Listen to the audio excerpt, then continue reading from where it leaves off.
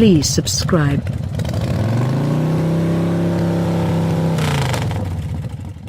Toyota fans have been energetically anticipating the arrival of the Supra nameplate since essentially the day after Generation stopped in 2002.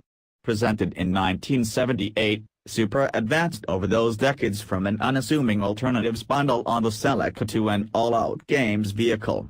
The model's last cycle, the MKIV A80 Supra, was so much of the time situated in different high-dollar Italian exotics through the 1990s that it turned legend status among the tuner swarm. The 326 strength from its 3.0-liter, twin-turbocharged inline-six motor was minimal in excess of a beginning stage. The MKIV left in 2002, however it never truly left the cognizance of those with a tendency toward the import side of the execution range. Regardless of whether it was the incredibly stickered Saint vehicle from the Fast and the Furious or the fairly more elegantly liveried Castrol TOM'S Supra GT and Gran Turismo, the Supra. All things considered, it satisfied its name. Presently, over 15 years after the fact, it's back. Indeed, okay, it's practically back. The new Toyota Supra's turning out gathering occurred in January at the Detroit Auto Show, and it will enter creation for the 2020 model year. That is as yet far off, yet I've recently had my first go in the driver's seat around a model that is said to be 95% complete. All in all, at that point, how is the new Toyota Supra? It's great. It's great, yet perhaps not exactly what you anticipate. Numerous things transformed from the presentation of the A40 Celica Supra in 1978 as far as possible of the line for the epic, twin-turbo MKIV A80 Supra in 2002. This new Supra gets from that point, conveying forward a couple of that vehicle's progressively outstanding characterizing attributes. The first is the general drivetrain format. Motor in advanced turning wheels at the back. That proceeds with the new A90 Supra. Its motor, as well, gets the latest relevant point of interest, a turbocharged, 3.0-liter inline-six, much the same as previously.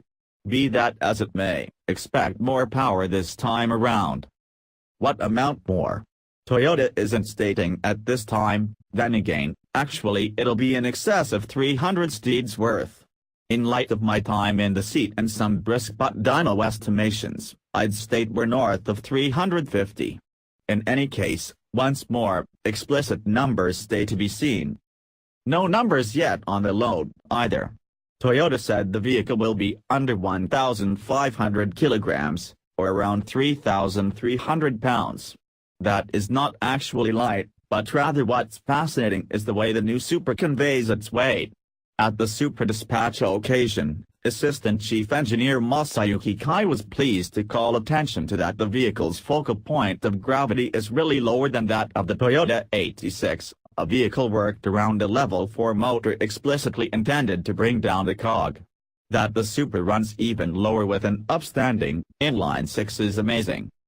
Kai and Group additionally invested a considerable amount of energy discussing the proportion between the wheelbase, compelling length, of a vehicle and its track width.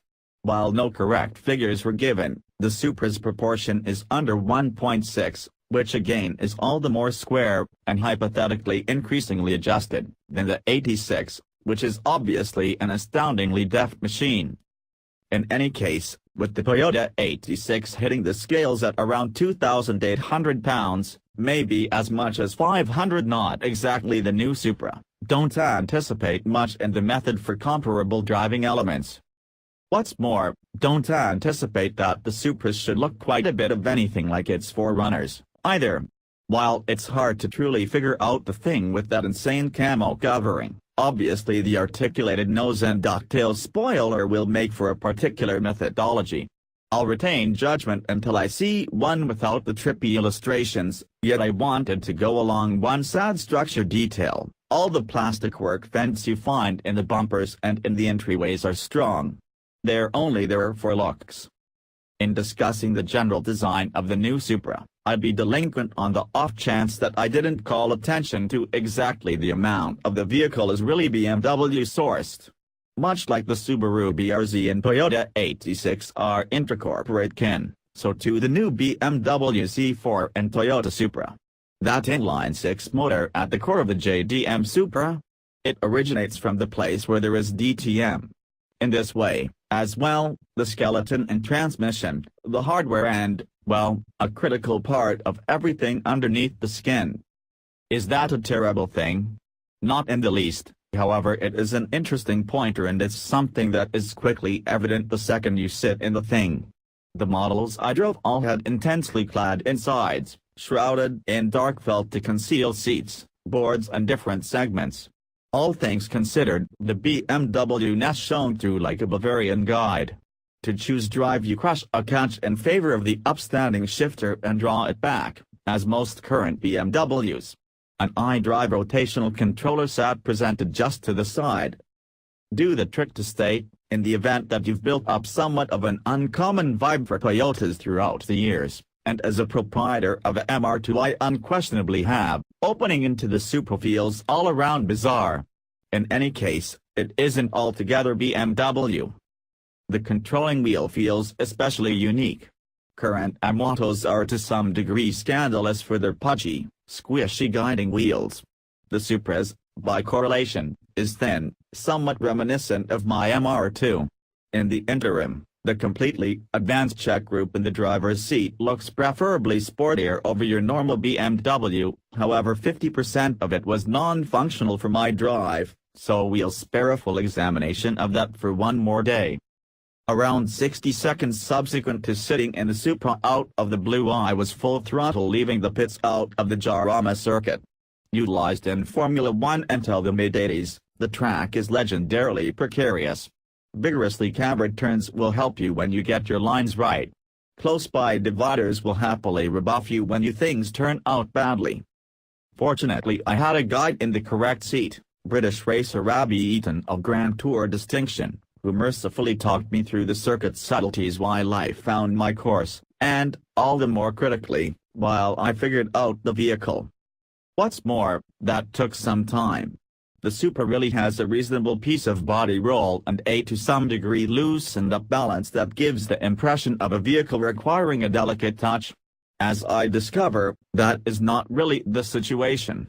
Pushed harder, the nose of the vehicle, moving on 19-inch, 255 segment width Michelin's, had a lot of grasp, so it never fell over to terminal understeer when run excessively hot into a corner.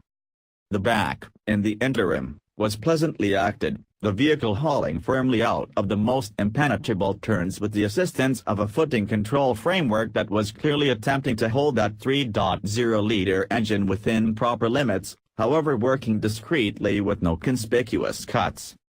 Likewise helping is another, constrained slip differential sitting at the back. It's an electronically incited diff, yet the gadgets are simply used to balance the weight of inward grinding plates.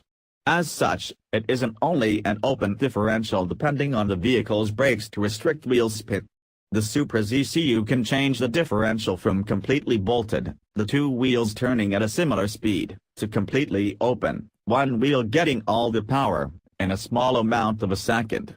In the Supra's sportiest setting the differential was very forceful at keeping the back wheels in a state of harmony, even under braking, the outcome being an extremely exuberant feel to the backside. What's more, on the off chance that I need to whine about something it is those brakes. The 4-pot Brembos never precisely wavered, yet the pedal feel was somewhat free and appeared to get looser through the course of the day.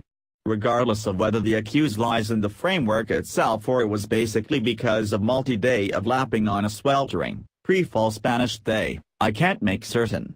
Further testing is required. So the Supra is a competent machine on the track, yet a vehicle like this will spend most by far of its life in the city. I'm satisfied to report that the vehicle was an outright delight on the numerous and different paths in the regions around and among Jarama and Madrid. We began the expressway, where the Supra was agreeable and created versatile dampers giving great ride quality even on the incidental bits of broken asphalt we could discover. The vehicle just seats two, yet with heaps of capacity behind the seats and underneath the back bring forth, future proprietors should begin arranging long end-of-the-week escapes now. At the point when the slopes seemingly within easy reach lingered nearer and the street started to wander aimlessly, the Supra truly reacted in kind. I really began my spell in a Toyota 86, doing my best to pursue a Supra up the slope through probably the most stunning streets I've yet had the benefit of driving. With every one of the four tires screeching, I could simply hang in the corners, yet the a lot quicker Supra just left in the straights. Swapping into the Supra for the keep running down was an extraordinary method to feel the distinctions, and yes, you can unquestionably feel the additional load of the more up-to-date vehicle. Along these lines, as well, would you be able to feel the additional hold from the arrangement of appropriate tires, also the more advanced suspension and drivetrain. Again, the brakes were the main genuine restricting component on the declining run, however never to the point of destroying the good times. Over here I could invest more energy trying different things with the transmission, an 8-speed program that dependably did what I asked for by means of the wheel-mounted door shifters, yet regularly took as much time as is needed. At the point when left to its own gadgets, in any case, it completed an admirably great job of forcefully downshifting when I was beating it and sluggishly upshifting when I was stuck in rush hour gridlock. Tantamount to a DCT or manual for lively driving? Not by a mile, but rather Toyota said a manual transmission is hypothetically conceivable not far off. And after that there's the power. While the new MKIV A80 Supra may not measure up to the A portion of those tuned Mark IV Supras with their watermelon estimate turbochargers and slack for quite a long time, it isn't deficient in push. What it is missing, in any case, is commotion. The vehicles we tried were on the peaceful side, in spite of some computerized infusion of motor notes through the vehicle's speakers. Indeed, in the same way as other BMWs, the vehicle makes counterfeit motor clamors, sounds that get more intense in sport mode and can't be debilitated. Indeed, even still, when pushed hard,